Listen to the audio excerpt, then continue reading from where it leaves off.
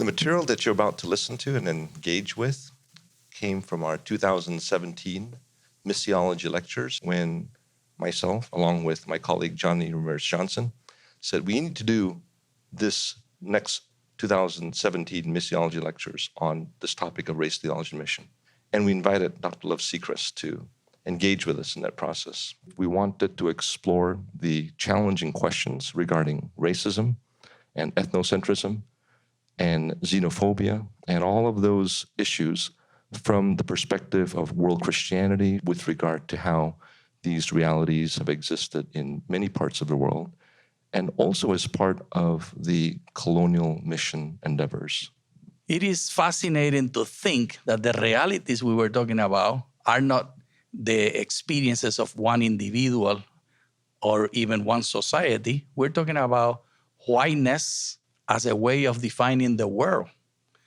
And the conference and the conference presenters address time and again this epistemology, this way of making meaning.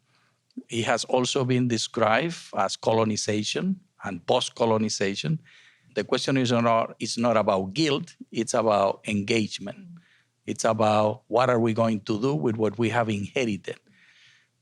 So the fact that we're having the conversation should not point a finger at you as a listener or viewer. But these are hard conversations. The conversation about race is one that has been deferred for so long and so often, over and over again. As soon as we get close to having a meaningful conversation about race, we recoil from the pain of it.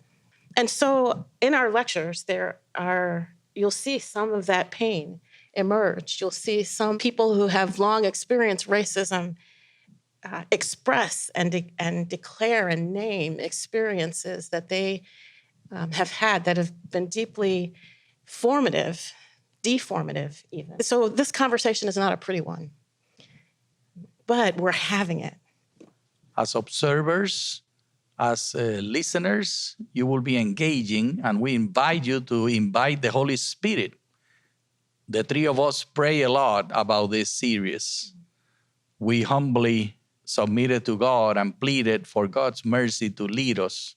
We are feeble, and combined, we are imperfect, and we have prayed that the Lord will fill the gaps. And the conversation is only a starter. It is in your hands. It is in your community. It is in your family. And most importantly, it is on your knees.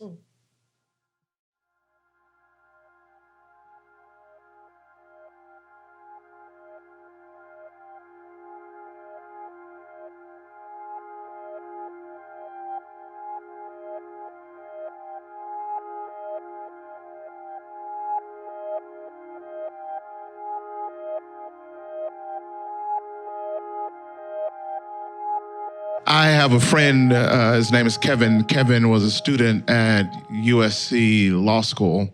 And while he was there studying, he was a victim of a violent gun shooting, and he lost his right leg.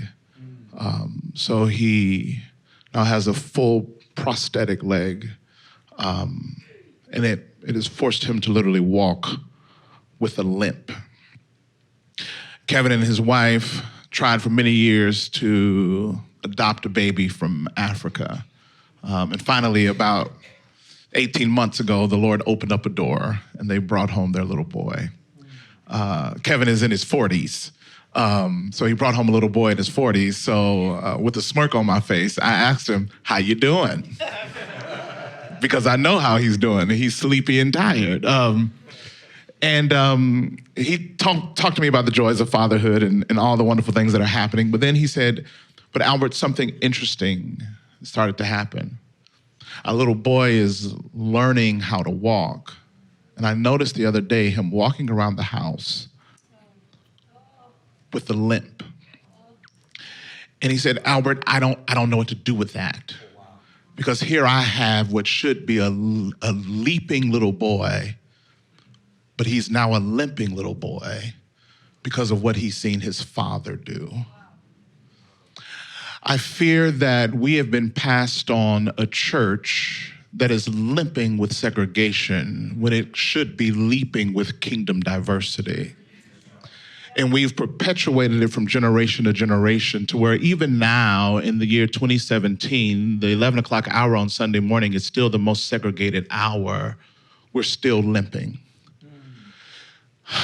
For those of us that have been called to this vision that we see in Revelation chapter 7, verse 9, this multi-ethnic gathering, I must be honest, standing here today, I must make a confession of a fatigued minority leader.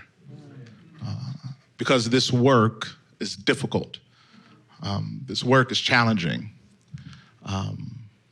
So when you come to a gathering like this, I'll just be honest. I would have done fine just sitting in the corner in the back saying amen, because this is like a big old exhale.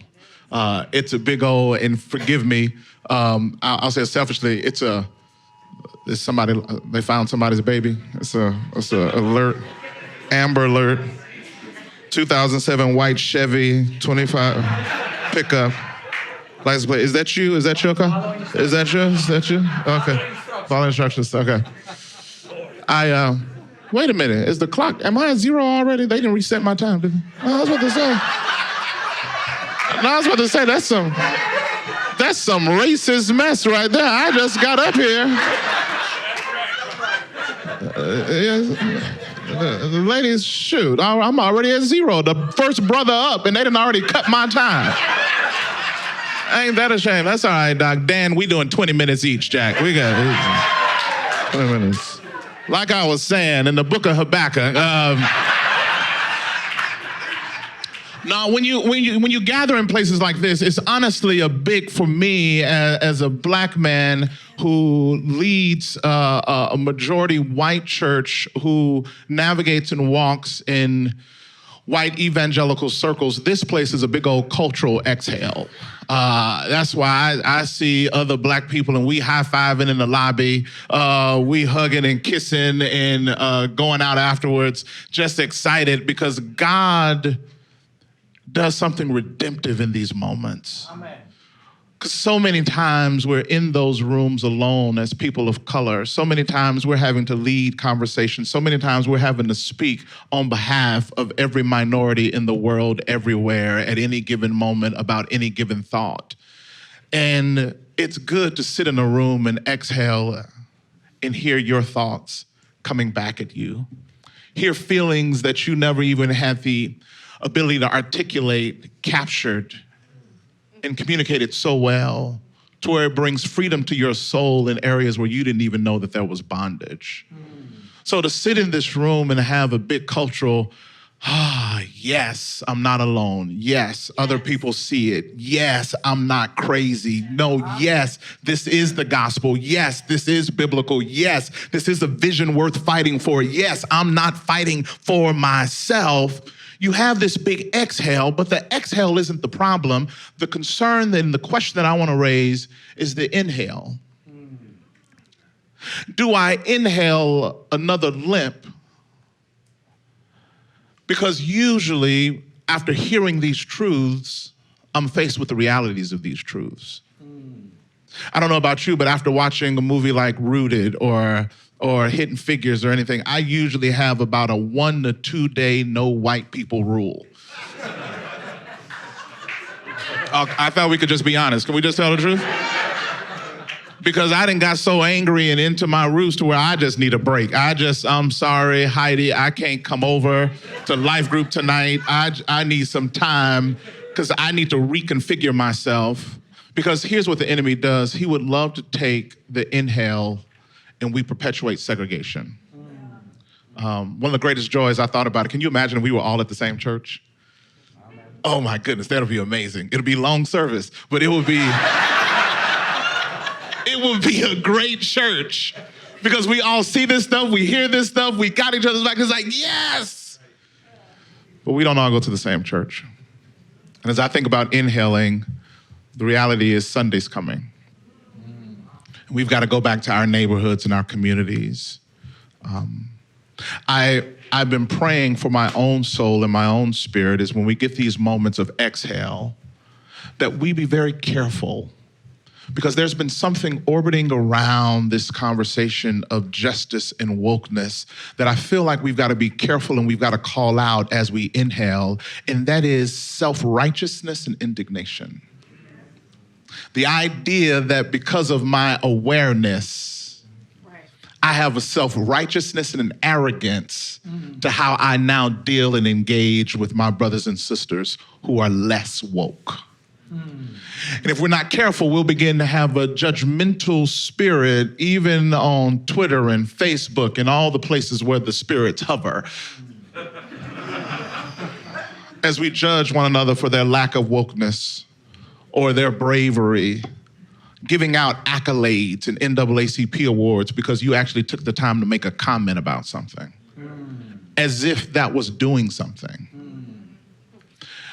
I have been struggling with this idea of being woke, because the second question that I have to that is, woke to what? And if we're not waking up to the Spirit of the living God dwelling in us, shaping our hearts, our souls, our minds, then we may need to go back to sleep. Lest we leave here not vessels of reconciliation and restoration, but perpetuating the very segregation that we fight against. As we go to Sunday morning, my heart is broken for the conditions of our world.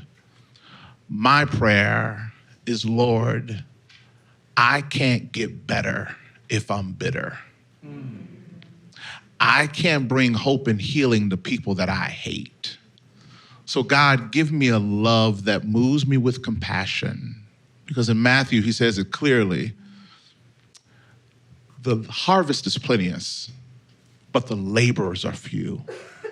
And as we've been called to do this work, I pray that we would labor in the Spirit and be awakened as we seek justice, reconciliation, and restore that picture that we see in Revelation 7:9, a church that's leaping with diversity and not limping with segregation. Thank you.